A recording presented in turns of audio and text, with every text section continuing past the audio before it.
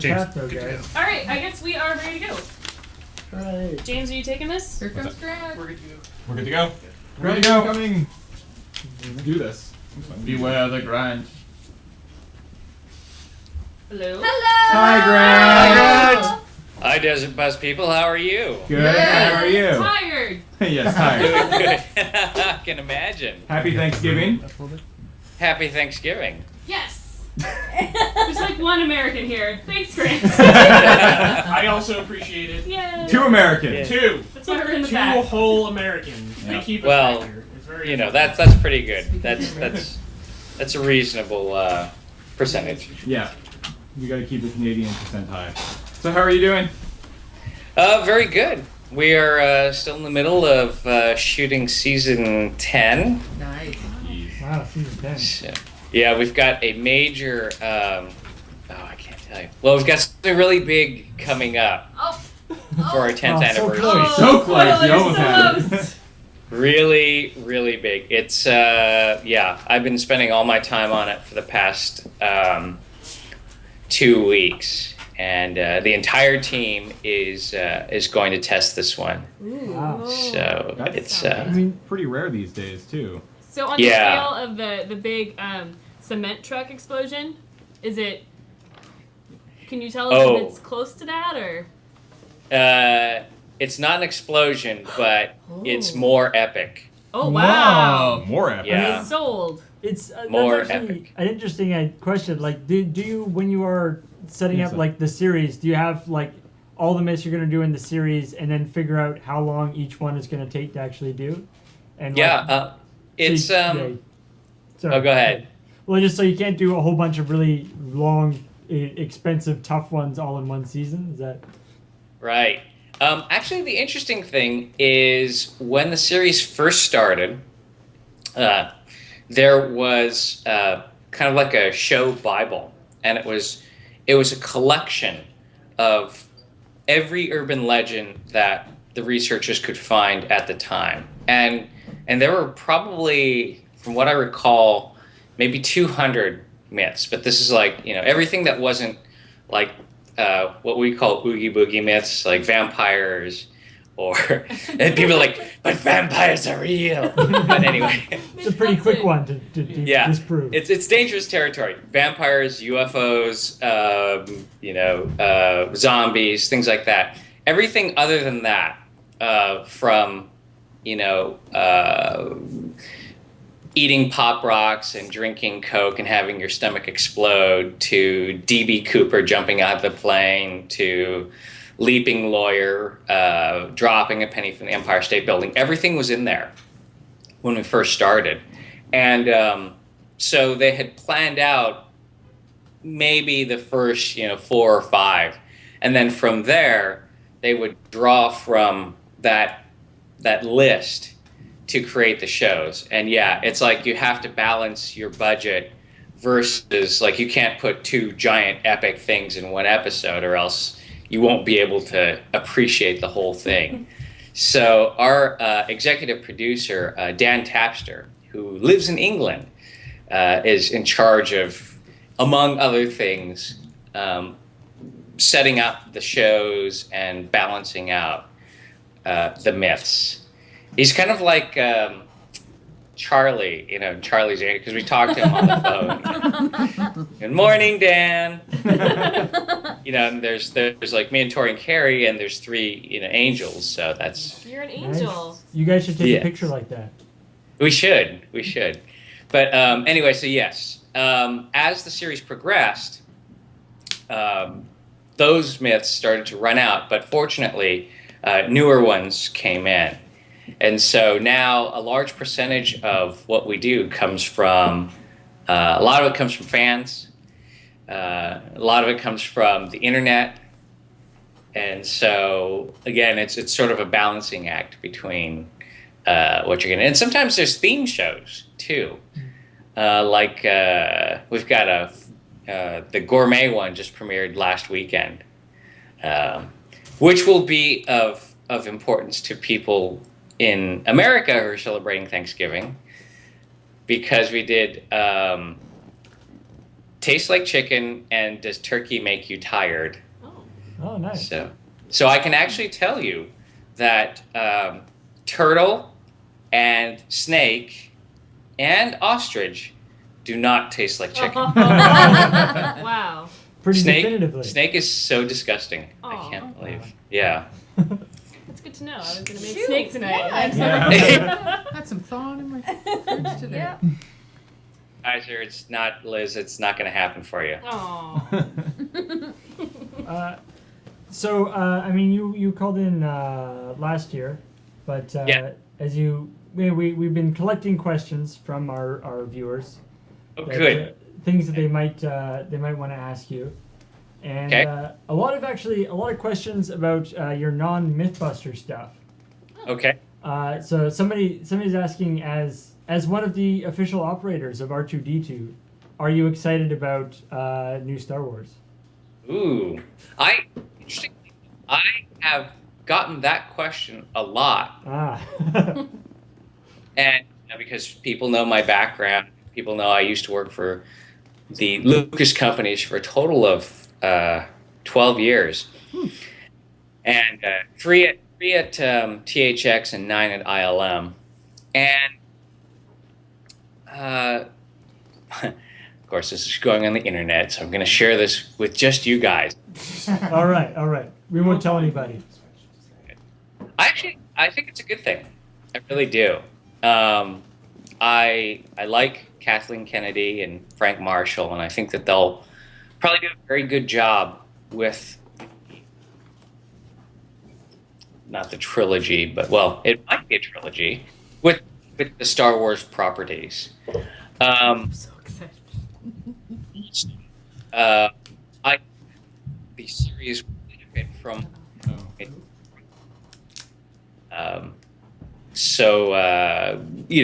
You can live within the same universe and have same characters, but I think a slightly new perspective, and hopefully not starting off the next trilogy with a really, really long sequence of trade negotiations. That's. Nice. I mean, one of the stumbles that George made, and yes, I'll admit to being one of the people that feels that he made a few stumbles. I really strongly believe that midichlorians, like instituting that idea of having the Force be something that is genetic. I was like, oh. Oh. I mean, other than the obvious, Jar Jar problem, Force be something that only certain people have because it's in your blood, kind of takes away that feeling that, what, if I worked hard enough, maybe I could be a Jedi someday. Yeah, the Force is a force. It's just Right. a force. It surrounds us. It binds us and penetrates us. It's not in my blood. Oh. There actually is something that our chat has been asking us. We've been every time somebody calls in or somebody comes into the office here, we've been doing what we're calling $6 secrets, which are trying to collect a group of or a bunch of secrets from people or things that other people might not know, or the general public might not know. Either about you or about Mythbusters or about whatever stuff you do that people might find interesting. And we're putting them in a book here, and people are giving us, or somebody's giving us $6 for every one we get. We've got quite a few already, so it'd be great to add another one to that. We've got something. $6? Well, that'd be a great too. Make it about worth $6. yeah, it doesn't. You can decide how much you feel the secret is worth, but Okay, let's see. Secrets. All right, let me think of a good one. $6. No, that one's worth 10. Yeah. See, here's the thing. I'll give you a few. How about that? Yay! All right. And the best part is they're about other people. Perfect. Yeah. The best kind of secret. Yeah. Feel free to really go wild with other people's secrets. Yeah. Well, these are PG rated. The R-rated ones are at least worth about like $9. In the chat, can you drum up $3? Secret number 1. So on MythBusters, Jamie wears a beret, right? And as long as MythBusters has been happening, Is it Yeah, put he's- in post? that's not a secret. Okay. Thing is, as long as I've known Jamie, he's worn the beret. And this is far beyond MythBusters. More like, let's see, we've been on 10 years. And good Lord, really? 18 years? No. Wow. Yes. Okay, 17 years I've known Jamie. The entire time he's worn a beret. It's not actually attached to his head. It's attached to his head by magnets. If you didn't had them subdermally implanted. The secret is that the beret is not Jamie's first hat of choice. In fact, long before the beret, there was another hat. And that hat was, in fact, a bowler. Oh, Nice. oh man. There, unfortunately, is no photographic evidence. Oh. It was in the infancy of camera technology, apparently. And Is this the next myth you're going to test on MythBusters? how old is Jamie? Yeah. Yeah. What other hat will fit his head?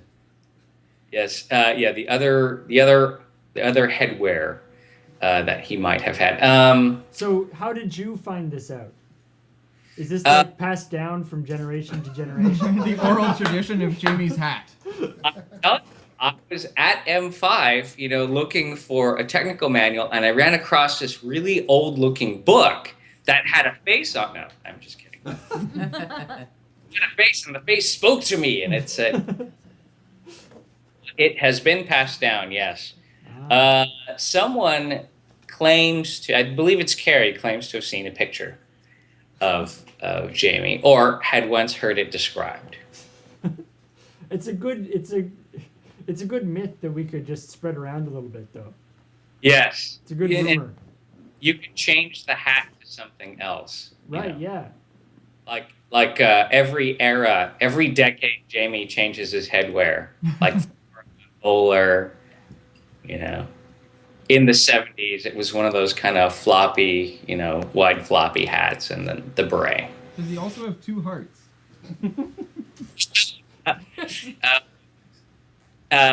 No.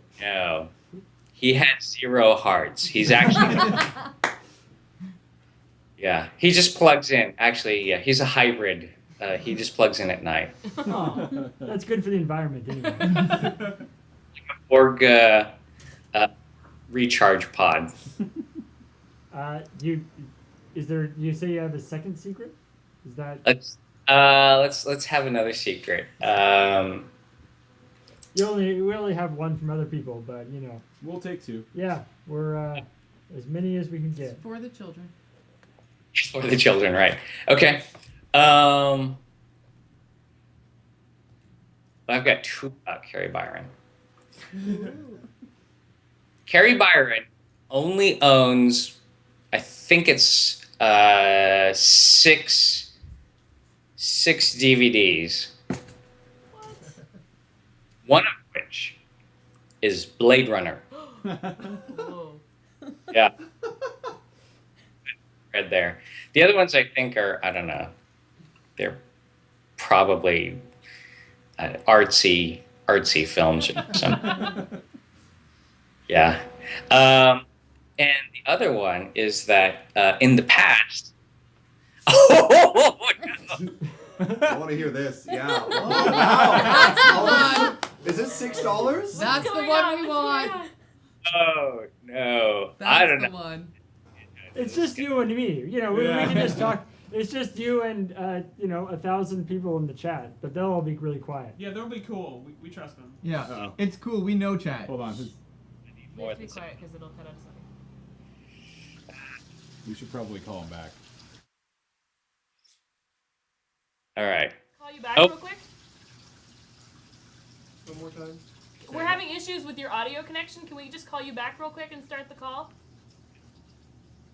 Second, we're gonna hang up and then call you back. Okay, thanks. So We're does having anyone... issues with your audio. Just tell us What's- whether or not. What's going on there? So it looked like it was, again, as you can see from the chat, every time that we were talking or laughing, it was causing his audio to cut out. Oh, okay. So, So- we got to be quiet when Actually he's has talking. nothing to do with that. It's just a random issue. Okay. Really? I've had my finger on the slider to quiet you guys down when you were laughing and whatnot. Okay. Oh, okay. Well, then that's just dumb. It's just a technical difficulty, All right. which is Let's restart it and try a again. rejection might help. So let's All right. everybody cross your fingers. Cross your fingers, chat. Oh wow. Hey. All right. Okay, where were we? You were gonna tell us You a lost? good secret. Yeah. What? Teasing A something good juicy. one. Really? Okay. All right. So, Kari Byron is not afraid of many things, but most people know that she's afraid of germs, which, is true. The other thing that Kari Byron is afraid of, and it's sort of like, I don't even know if there's really a phobia for this. Like, people are afraid of clowns, and that's probably got some name, like I don't know, bosophobia or something like that. But Kari Byron is deathly afraid of Wolfman Jack.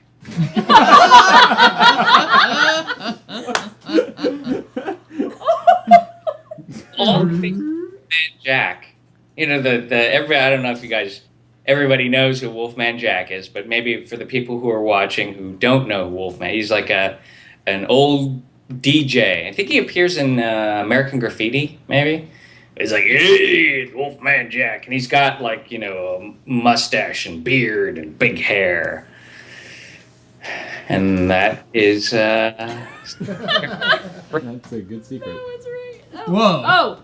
He's a pretty terrifying dude. Chad just gave us a picture. picture. Okay, so you've got a picture. Hey, everybody, it's the Wolfman coming to you from behind the computer. Oh man. How's it hanging, Grant?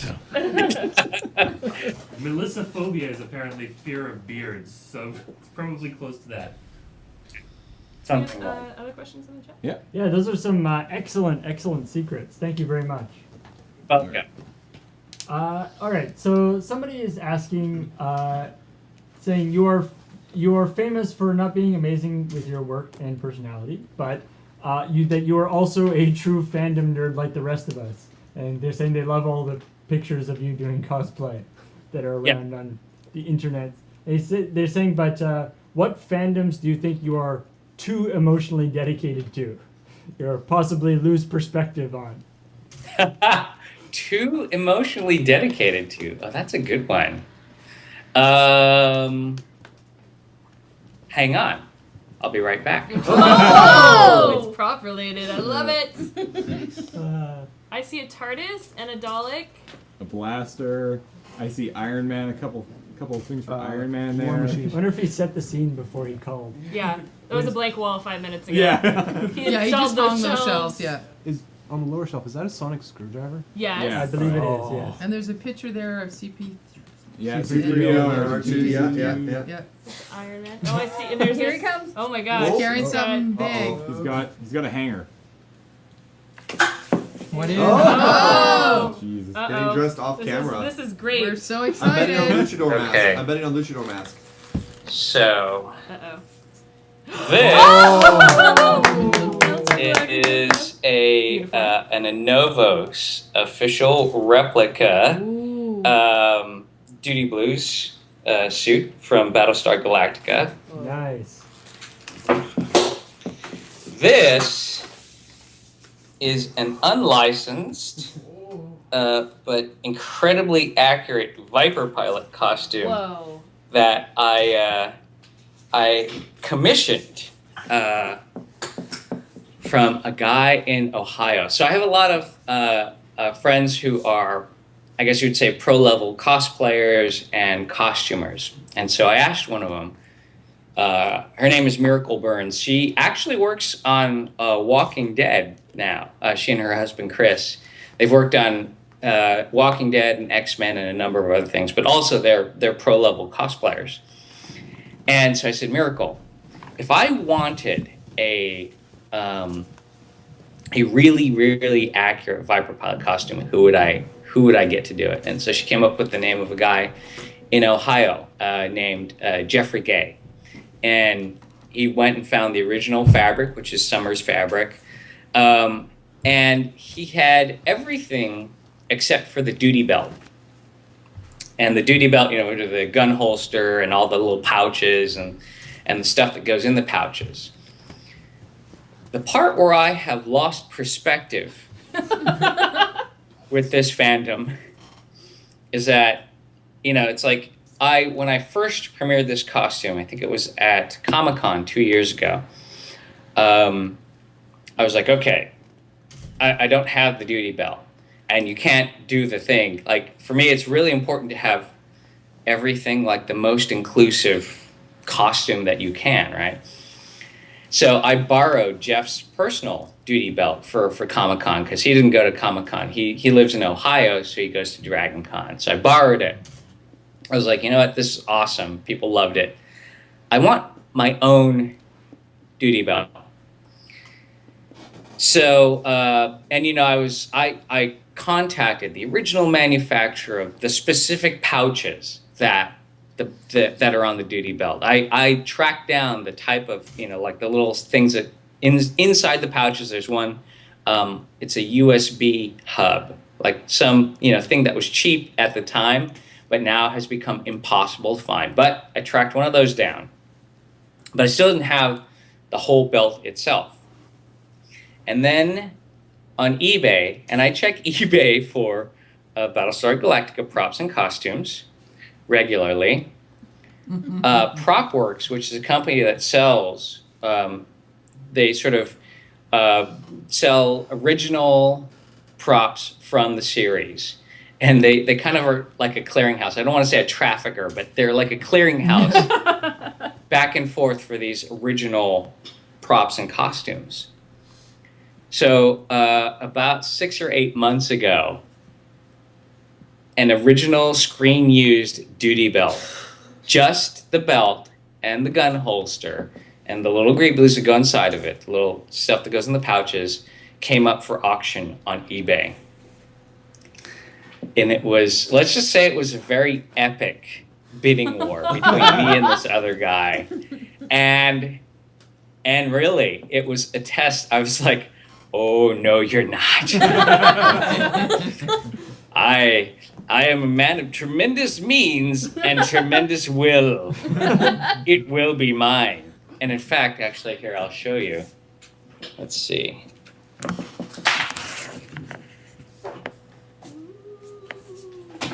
Just past the official master replicas, Han Solo blaster. Woo! And just above the War Machine is the actual certificate from PropWorks for the duty belt. I like that they did it in Nice. in the right shape and everything. Yeah, isn't that fun? Here, I'll show you a little bit more of my nerd alcove. Yeah.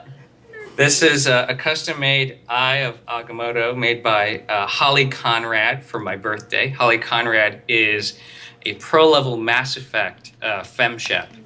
And if you have no idea what all those words mean, well, too bad for you. You should play more games. Very much.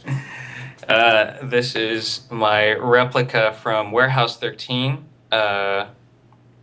This is is this a Tesla gun? Yeah, I think that's what they call it. Look, there's me as C-3PO. And let's see, a little Doctor Who. I am working on Lost World, Galaxy Quest. I don't know if you can see any of this. Again.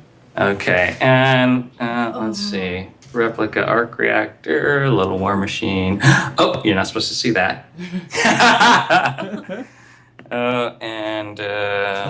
Let's see. That's me working on the Energizer Bunny. Okay, there you go. That's a little bonus tour. We have a system we've implemented for our auctions, because we do live auctions here, that maybe eBay could do, where every time you bid, you can also add a piece of trash talk to the bid. So you can be like, I bid $1,000, you want some, or whatever. You know, you can add a little piece that you send to the other person, and it's very effective. That really enhanced the bidding experience. Yeah. Time for like one or two more questions. Yeah. This is wonderful. Your questions. Well, this is actually a good one. Somebody is an aspiring robotics student and is asking how you got in and how you decided that was what you wanted to do, and what advice you would give for somebody who is going into that field. Good question. You know what? It has always been something that I've been really, really interested in. And when I was a kid, there weren't any cool kits. These days, there's Lego Mindstorms and there Vex and a number of other options for people to get started. But when I was a kid, there was nothing. Like I had to I made my robots out of Lego, like regular Lego, and cardboard, things like that. It wasn't until I got to college that I first had experience with, I was studying electronics, so I started with that. And there was a machine shop there. And that was sort of like, wow, instead of piecing together plastic bricks, you can actually make things out of metal. Exactly.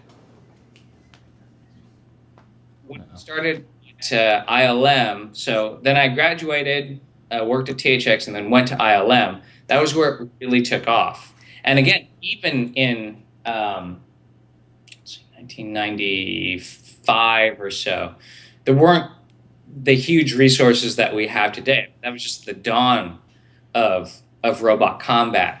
The original Robot Corps, when I joined ILM, was in its and England yet. And so when people wanted to build robots, went to the Granger catalog or Surplus Center. You found motors wherever you could and made it work. And if somebody found out a hot motor, then they would kind of share that info. And we're sharing information in forums. See, nowadays you can go to robotmarketplace.com and buy any type of awesome motor. And speed controls galore, and this and that, high power displays. But when I was first starting out designing my robot, it was like, okay, I don't really know what I'm doing, but there were a lot of, actually it was great because there were a lot of machinists at ILM who had been there for years and years and years, since Howard the Duck. Oh. They a lot about machining on the fly. So that's basically, I learned on the job how to make robots. And it was sort of a thing where I have to make this thing for a movie. This machine, which could also be used to make robot parts someday, could you teach me how to use it? And then after work, I'll practice by making robot parts for myself. So my advice would be to take advantage of the bounty that is the internet these days, because there's so much. A lot of what I learned about getting started in robotics came from other builders' websites, where they would talk about how they list how they do certain things, how they modify motors, why they design something a certain way. And also, if you can still find it, it's out of print now, but I wrote a book about how to make robots, combat robots, called Kickin' Bot.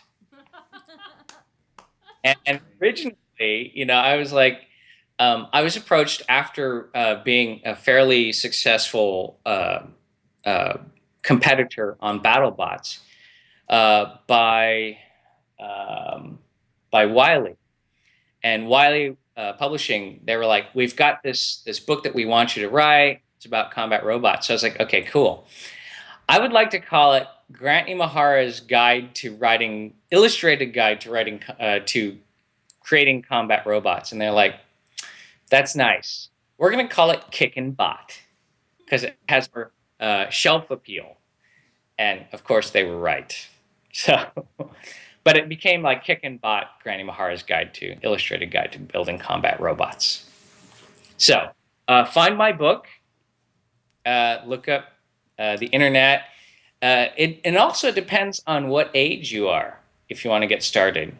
If you're a young person, Vex or Lego Mindstorms.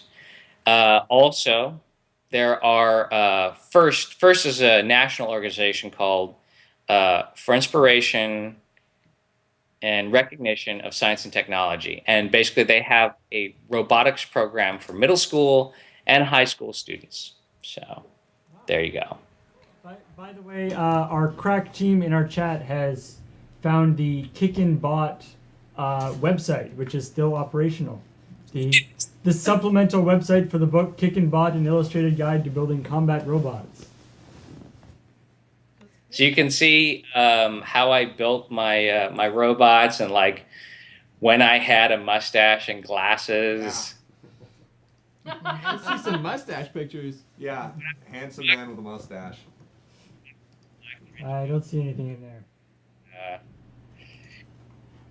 All right. Well, I think we're at. Yeah, I guess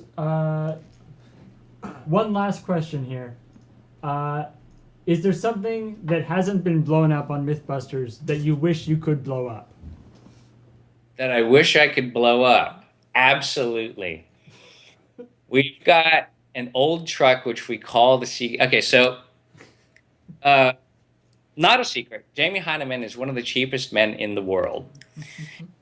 And when I used to, long before Mythbusters, when I used to work for Jamie, would hire me at night and on weekends to come and do stuff for him.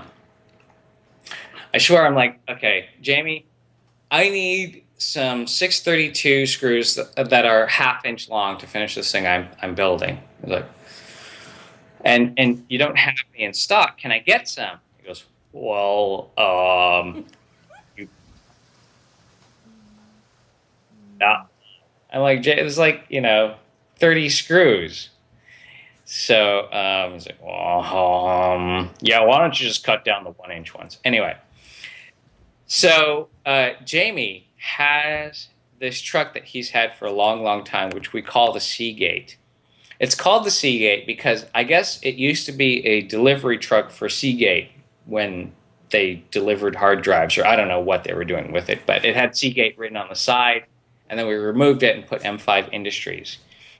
He's had this truck for quite a while, ever since the show's been on.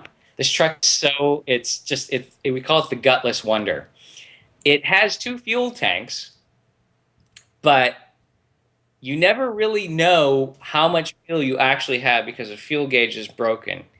And if you want to try, you have maybe a 50-50 chance of getting more fuel out of the other tank if you flip a switch that might or might not pump fuel from the other tank over to the main tank.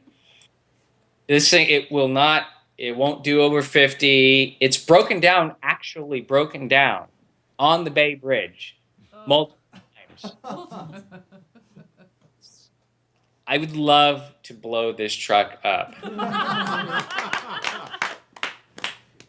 We've been so many times about blowing up this truck and just getting rid of it. It's like a cursed item. It's a cursed item, this truck. it'll probably be with us. It'll probably be with Jamie until the end of time. It's got 2 fuel tanks too, so it'll blow up real good. Yeah. Awesome. All right. Well, thank you very much for calling in, Grant. Sorry we had some technical difficulties there, but you are wonderful stories. We only got through a couple of questions because every question ended up into an amazing story. So thank you very much. All right, pleasure. And hey, congratulations on all the money that you've raised, Desert Bus. I think it's awesome. Thank you. Thank you. Thank you very much. Thanks, Grant. All right, bye. Bye. Happy Thanksgiving. Say hi to Jen. It's really annoying that Matt keeps screwing up people's feed. It's really sorry about the audio there, guys. That's unfortunately sometimes the kinda vagaries of sucks. Skype does not do what it's supposed to do. Oh, wow. But there we go. Thank you very much to Grant for calling in, and I believe